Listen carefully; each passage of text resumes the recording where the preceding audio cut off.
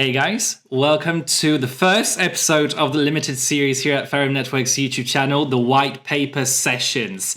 I'm Tom from the marketing team here at Ferrum Network. Please welcome Nick. Nick, how are you doing today? Doing good, Tom. Thanks for having me, man. Yeah, well, you're the best person to actually discuss this episode's topics. Basically, what we did, you guys, you should probably know that by now. We've recently released our white paper, but there's still some questions that you may have. So we know that it is quite comprehensive. What we wanted to do is to provide you with this limited series, and each episode is focusing on a different aspect, different key parts of the white paper. Today, we're going to be discussing tokenomics and the monetary policy. I'm super excited about that, Nick. What about you? Yeah, me too. I think this is such a great plan. I love the mini series idea. We've got other ones planned. I know the core technology one is going to be really cool, getting like Taha's perspective on all the different, core components of the technology and of mainnet. So that's going to be cool. And then we've got another one, just like the vision overall, like, use cases of the mainnet and things like that. So I think that's going to be another cool episode as well. So this one I'm super excited about because I love tokenomics and utility and monetary policy and all that good stuff. So let's dive in. I'm stoked. Yeah, brilliant. I mean, you're the brains pretty much behind this. So, Nick, I've got the first question. So we decided to focus on one token, on FRM. Right. So can Yeah. you explain to our community the utility of the FRM token within the Ferrum Network ecosystem? Yeah. So, one of the things that came as a result of the merge, right? So combining the Ferrum X supply with FRM. Also, along with that comes the combination of the utilities, right? So now any utility that Ferrum X had, now Ferrum has. So we're able to much more easily focus our energy on creating utility for one token. Now, what's cool about like mainnet and Ferrum kind of switching from more of an application-based or B2B service provider to a network is that there's a lot more utilities that come along with a coin that powers a network as opposed to a token who powers dApps, right? So now like FRM will actually be considered a coin. We're still going to have all of the same utilities that we've had. We can call them kind of like legacy utilities, right? Or ecosystem utilities, or however we want to call that. But those utilities are going to consist of things, like access to pre-sales. We still do all of our buybacks, and token burns still happen throughout, like the throughout our products like Crucible and Multiswap. There will be burns that take place through those products. Then you have FRM being used as a fee token through Multiswap. You've got the ability to stake FRM through CFRM and generate sustainable APRs. So, and then we're planning on building utility around some of those products through mainnet as well, which I can get into a little bit later. But so that's all like the utility that still exists within Ferrum. But then you've got a whole nother like set of utilities that comes along with mainnet now. So you've got the fact that transactions on the network are going to be paid in FRM. You've got the fact that we're going to have two different types of staking requirements, right? One for QPMs, which stands for quantum portal miners, and one for QPVs, which stands for quantum portal validators. Quantum portal validators are going to have a much larger stake of FRM staked on the network, which will probably, be able to facilitate delegated proof of stake there. So people can actually delegate their tokens to a pool so that they don't need to hold the entire amount themselves. And then, for QPMs, it's going to be a much smaller amount that folks are going to need to stake in order to run a miner. And so that's going to be a whole nother, two other utilities just there is through staking as a QPV or staking as a QPM. So a lot of additional utility coming there. And then, of course, the big one that we're really looking forward to as well is on-chain governance. So the ability to use your FRM to vote on referenda that could, include like, which projects we want to provide grants to from the Treasury, which features we want to build out first on the network. Certain things that you can kind of put to governance and have folks vote on in a decentralized way. So really lucky to be able to adopt a lot of Polkadot's kind of built-in governance since we'll be launching as a parachain. But there's still a lot of work that needs to go into really designing a foolproof governance system. So that's going to be one of the things that I'm going to be focusing a lot on over the course of the next few months. And then and the executive team, we're all going to be putting our heads together on this as well. So stay tuned for more info on governance. We'll probably do another white paper sessions follow-up episode on that in and of itself, but it's going to be a huge utility too. Yeah, I mean, this is incredible, because FRM token has actually come a really long way from being just a small, token into this kind of power coin that it's positioned itself for. So that's brilliant. Okay, so we're going to break down some of the things that you've briefly described here. What I want to ask you is, when can we actually expect the on-chain governance? Is it going to be obviously closer to the mainnet launch? And how do you see a standard way of using the FRM token as a participation token in like voting for those proposals? So it's kind of a standard way of doing things in blockchain, or do you think that there should be some new ideas implemented? Yeah, so in terms of like when we can see a more robust governance plan, I would say Q2, early Q3. But that's going to be the main focus for the next quarter, is going to be designing that. There's already a pretty good outline of some of the mechanisms we want to include there. There's a lot that goes into governance. Things like weighted voting, being able to perhaps lock up your tokens for a longer amount of time if you want to have more conviction. There's also the term conviction voting.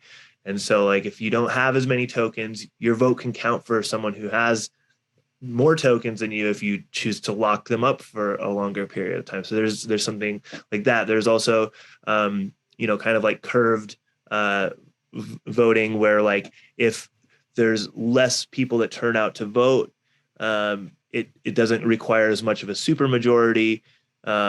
Whereas if more people turn out to vote, it requires more of a supermajority. And so there's like kind of curved voting that you have to figure out, as well as like what's the threshold for, depending on the voter turnout. So there's a lot of complexities. Luckily, we've got a lot of access to folks who have designed these systems within the .sama ecosystem already. We'll be able to take some ideas from folks who've designed some pretty foolproof governance systems.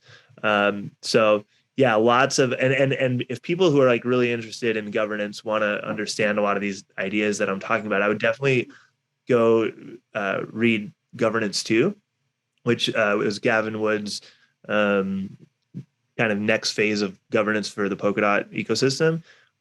He had originally Governance 1, but there were some holes in that, and so they revisited it. And I was actually at Polkadot Decoded in Buenos Aires when he released Governance 2 and did the speech about it. It was really, really fascinating, and kind of got my wheels turning on governance and everything. So if anyone's curious about some of the things that we'll probably be utilizing within our own governance system, I would definitely go read Governance 2 from Gavin Wood. Yeah. Cool. The link to this piece is going to be in the description as well. Okay, Nick. So there are different phrases, different terms that people are quite aware of in the blockchain space. We've got the white paper, we've got like tokenomics or token economics, token economy. But people understand what this is. What's something new probably to a lot of people is the monetary policy. So we've actually included monetary policy in our white paper. Can you explain to us what is it actually, and why is it part of the Ferrum Network white paper now, and what kind of benefits, or what does it actually do to Ferrum Network stakeholders? Yeah, for sure. So monetary policy is essentially the idea behind how the Treasury funds itself, how and how validators are rewarded for validating and mining transactions in our case as well on the network, right? So there's something called monetary expansion that needs to take place if we're actually going to reward early adopters of the network in any way, shape, or form, whether that be through people building on the network, people validating transactions on the network, or just users utilizing some of the original initial dApps on the network. So that needs to be sourced from reserves, right? So there's a lot of there's a lot of networks out there who have different ways of and different terms, right, for what this is. We did a lot of due diligence on like different networks and who seemed to have the most sustainable way of releasing tokens into the circulating supply for the benefit of the network. The one who really stood out in our opinion in terms of like the way they funded the treasury and the sustainable release of tokens was Cardano. So we followed their monetary policy fairly closely. One of the things that was really important was to make sure that we were giving our reserves a half-life of about 4 years, between 4 and 5 years, which is similar to Bitcoin, right? Mm-hmm. So what I say by a half-life is the reserves are going to be cut in half every 4.5 years about. Whereas with Bitcoin, the reward for someone mining a transaction is cut in half every 4 years. And so it's the same concept as the halvening, just with through proof of stake mechanisms, right? So this means that the people who are the folks who are early adopters of the network, especially let's take validators and miners for an example, right? QPMs and QPVs. We want to make sure that these folks are incentivized for validating transactions on the network. And so the earlier validators and miners on the network are going to receive more tokens than say someone in the next few years, right? Whereas the same philosophy existed with Bitcoin. Those first miners were making a lot more of on block rewards than they are now, but the price of Bitcoin has increased dramatically. So there's a little bit of like those two things kind of happened in parallel, I would say. So with our monetary policy and our expansion periods, an expansion period is the amount of time it takes for new tokens to be released. So every 7 days is an expansion period, according to our monetary policy. Every 7 days, a fixed percent is going to be released from the reserves. And part of that's going to go to the treasury, and part of that's going to go to QPMs and QPVs. Part of that's also going to be burned. So every 7 days, 0.3% of the tokens in the reserve are going to be released. Now, 80% of that is going to go back to quantum portal validators and quantum portal miners. The other 20% goes to the treasury. That's how the treasury funds itself. And through that, things like, developer support programs and, upgrades to the network, and all of this can be voted on through governance. So referenda that gets passed that says, okay, we can release these tokens from the treasury for this specific purpose. So that's like a little bit of an overview on monetary policy. 0.3% is released every expansion period. An expansion period is 7 days. That 0.3% becomes a lesser and lesser amount as the reserves become less and less. And so the half-life of the reserves is 4.5 years. Every 4.5 years, the reserves get cut in half. And those rewards for QPMs and QPVs in terms of the amount of tokens they're being able to generate, is dwindling as each expansion period happens.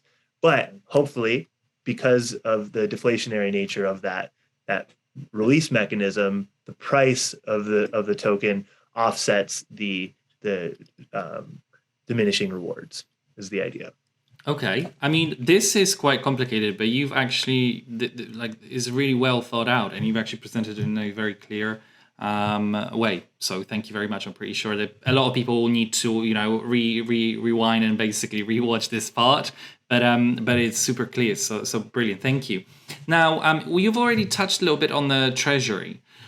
Is there anything else that you can tell us about the way the treasury is actually set up, and how it's going to be utilized in the next 5-10 years?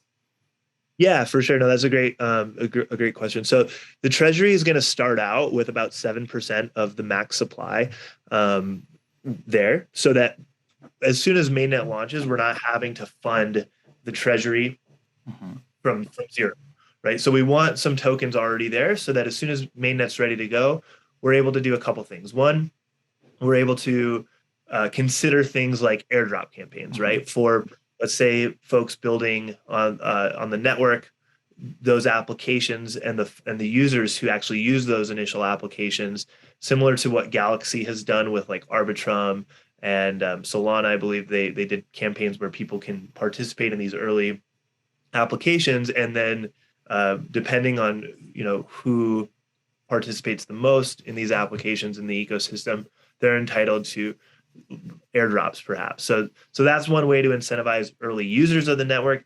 The other thing is we want to be able to incentivize early builders on the network. So a lot of networks do what are called early builder programs, where they allocate a certain percentage of the total supply to folks who are building the initial applications on the network.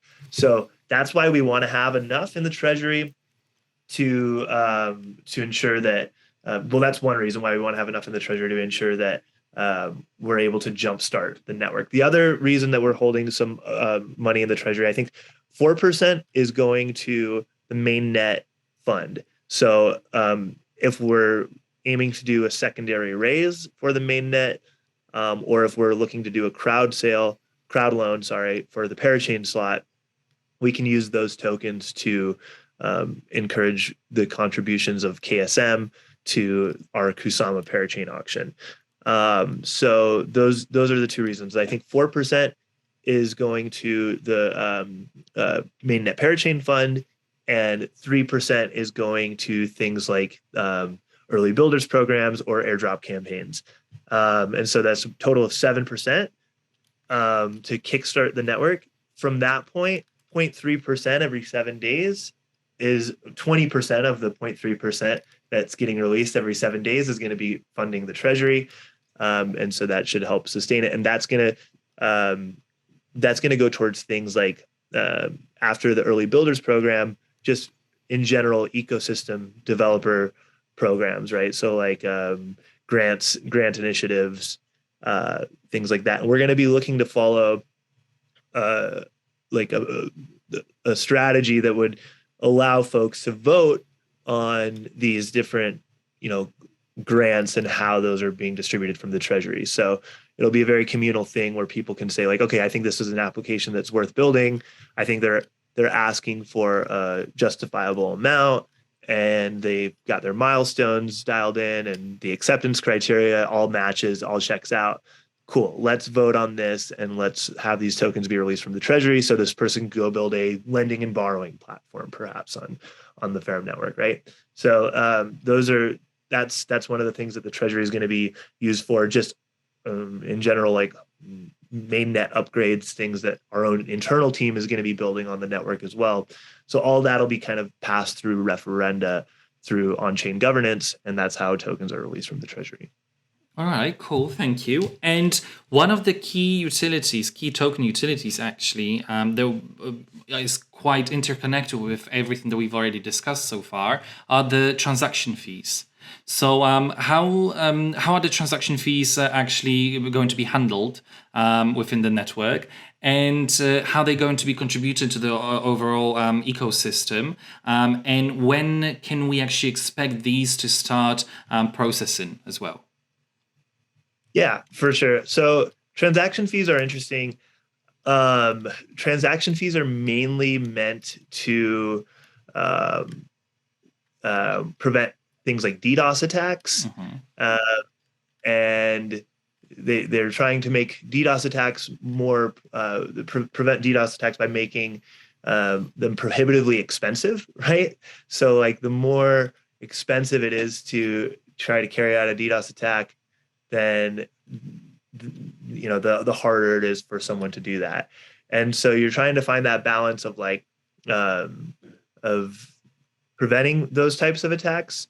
And then also you're also trying to make the transactions large enough to where you're able to store and process these transactions on chain, right? So it's a combination of two things is why transaction fees exist. One is the storage of the fees, the storage of the transactions, sorry, and the prevention of things like attacks like DDoS attacks, right?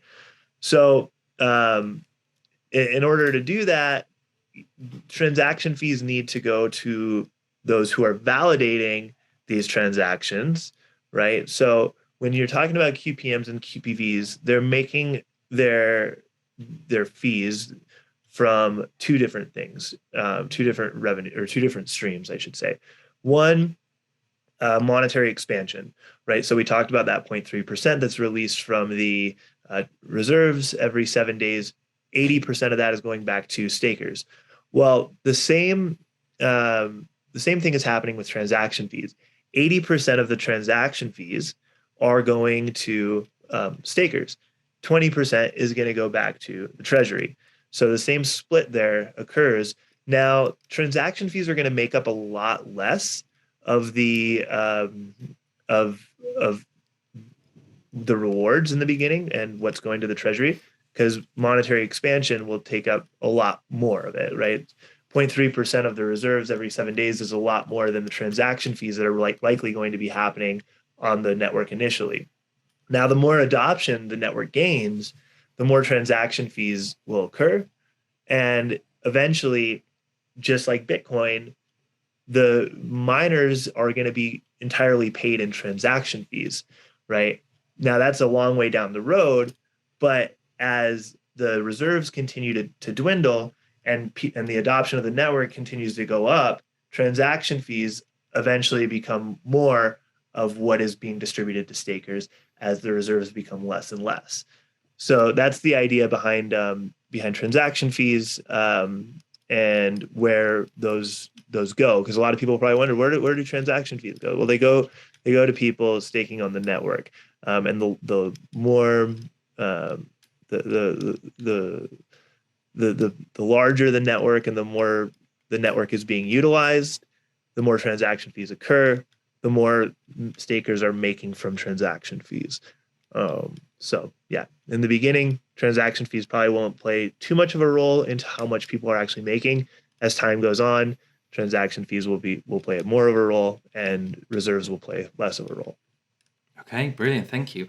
And now we're moving on to a part of the discussion that I know for a fact that you're actually really passionate about, and you take a lot of big pride into what we've developed and how we actually processed this part. What I mean is the token distribution amongst the team. So we've actually announced this some time ago, but it's officially included in the white paper now as well. So how does Ferrum Network's team participation in the token distribution differ from other projects, and why is it so significant? Yeah, so team tokens for projects typically range between 10 on 10% on the lower side of total tokens and 20% on the higher side. Ferrum, has decided to go more on the lower side with 10%. But I think the coolest thing about how we've gone about the distribution of team tokens is like we haven't even touched any of them yet as a team. Um, we've had a very long cliff on these tokens. Originally, the team had a 1 year cliff, meaning the tokens would have started vesting 12 months after our launch in August of 2020. Um, uh, and then that would have been released over the course of 3 years, right? So the team tokens would have been entirely vested by August of 2023.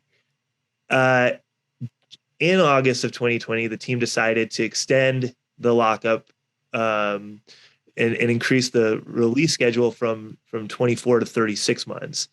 So this would have meant that we were extending the lockup to 3 years, and increasing the release schedule from 24 to 36 months. So this would mean that now that the team tokens would have been fully vested by August of 2025.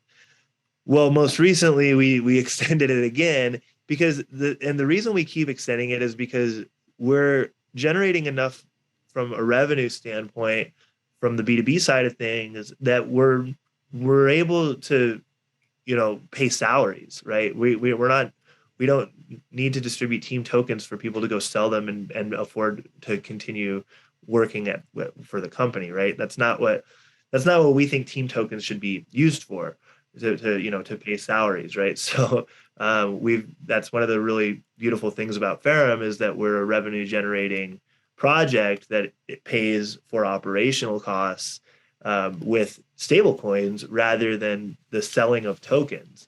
And so recently we did it again. We decided to lock the team tokens for an additional 12 months and extend the release schedule from 36 to 48 months. So these tokens are going to start vesting in August of this year, and they won't be fully vested until August of 2027.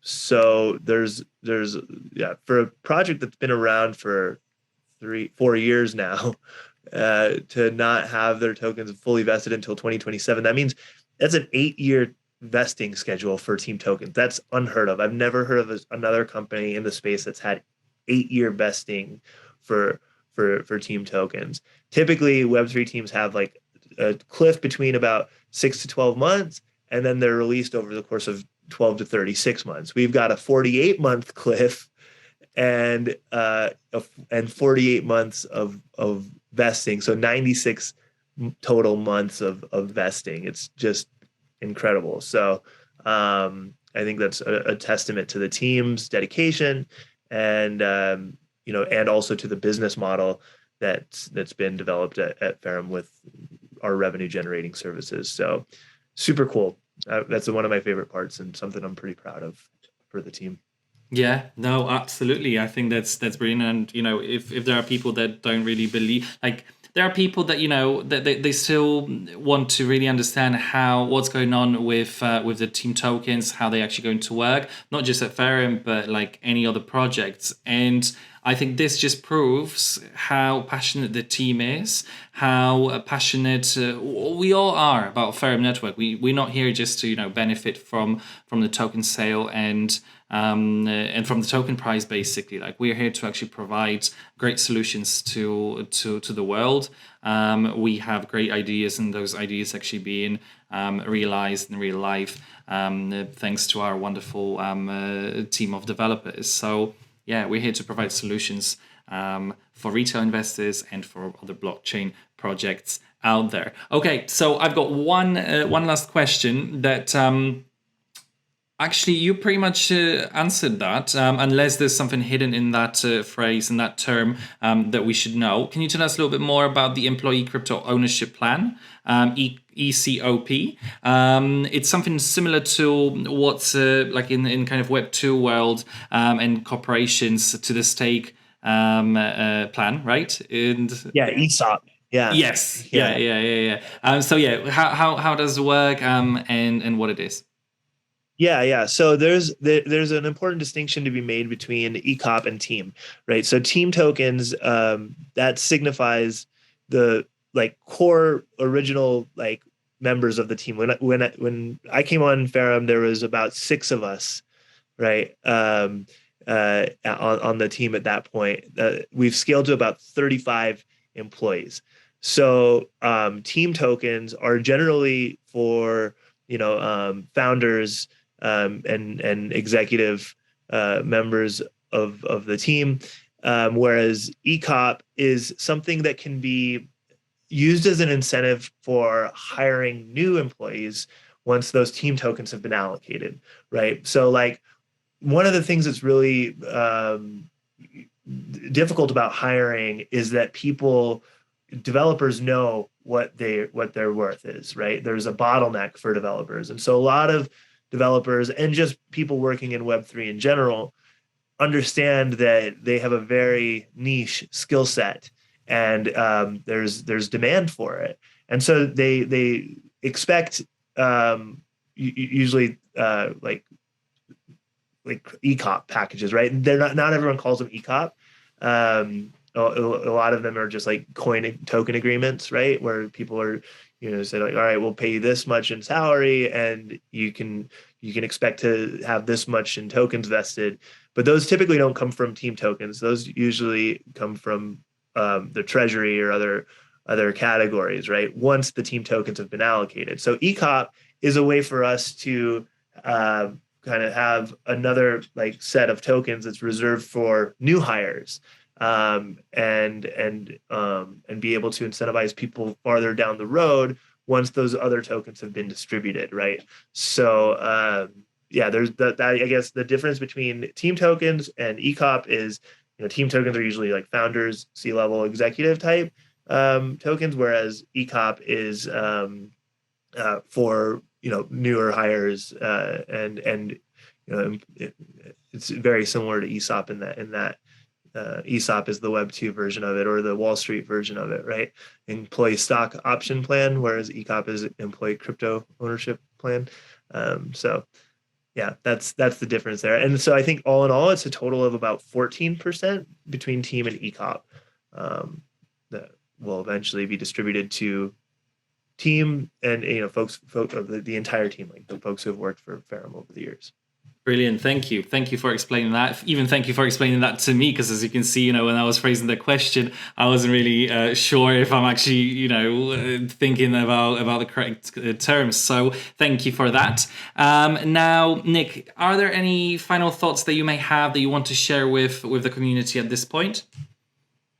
No, I think definitely if you haven't read the monetary policy or the tokenomics section of the white paper, definitely go read it. To me, it's fascinating. I might just be a nerd in that regard, and I had a lot of fun, working with the team to put this together. So a lot of thought went into it, a lot of math went into it. Shout out to Asid and Hasnat on our team, who are like the math whizzes, who helped us figure out how to get the reserves to have a half-life of like 4.5 years. There was a lot of really cool formulas that went into it and everything. So if you haven't read it, definitely go read that. And then, I know there's some things that aren't fully released yet, and specifically referring to governance. And so that's something that I'm really excited to work with the team on in the coming months, and add that'll kind of fall under the same category of token utility, right? So there will be a whole section on governance. So that's, I guess, what people can look forward to in this kind of like branch of the white paper section. Brilliant. Well, guys, the sections that we've discussed in this episode within the white paper are going to be linked in the description below as well. Nick, thank you so much for joining me here today and explaining and breaking down those tokenomics and monetary policy points with our community today.